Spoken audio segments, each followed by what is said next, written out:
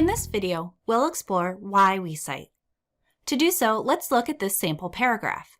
Do you see any citation-related issues in this paragraph? Teenage girls are more likely to do poorly in math and science courses when compared to boys of the same age.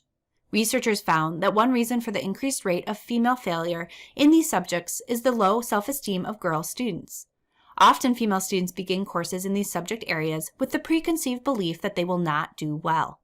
However, it has been found that with the help of college-aged female mentors, these high school girls can improve their confidence in math and science and successfully complete courses in these subject areas.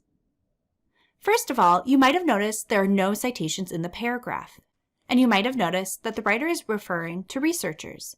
So this combination would be a red flag in academic writing because there appears to be research in this paragraph without citations. Here are some of the questions or issues you might have noticed as I read the article. Who are the researchers the writer refers to in her paragraph? Is it her opinion that the researchers found this information about the increased rate of female failure? As the reader, I'm thinking that she likely found this information in a research study, but she didn't indicate which study. Additionally, the writer gives evidence for her claims, but as the reader, I'm not very convinced since it's not clear if this evidence came from a legitimate resource or if the evidence is something that she heard casually from a friend or made up. It's really not clear. In this case, it appears that the writer used resources such as articles or books to provide content for this paragraph and didn't cite the sources. So this is an example of plagiarism and wouldn't be acceptable citation in APA. Let's now look at how the writer could revise this paragraph and avoid plagiarism by using citations.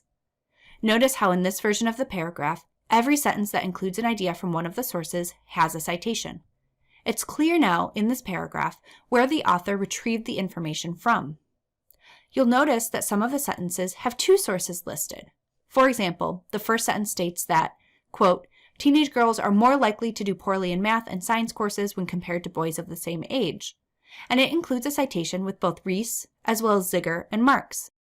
So from this citation, we can infer that both Rees and Marx and Ziegler agreed on and wrote about this idea. This is an appropriate example of citation, giving credit to the sources the author used in this paragraph and clearly answering the questions we had about the previous version of the paragraph. This is why we cite in academic writing in APA, to answer and clarify those questions.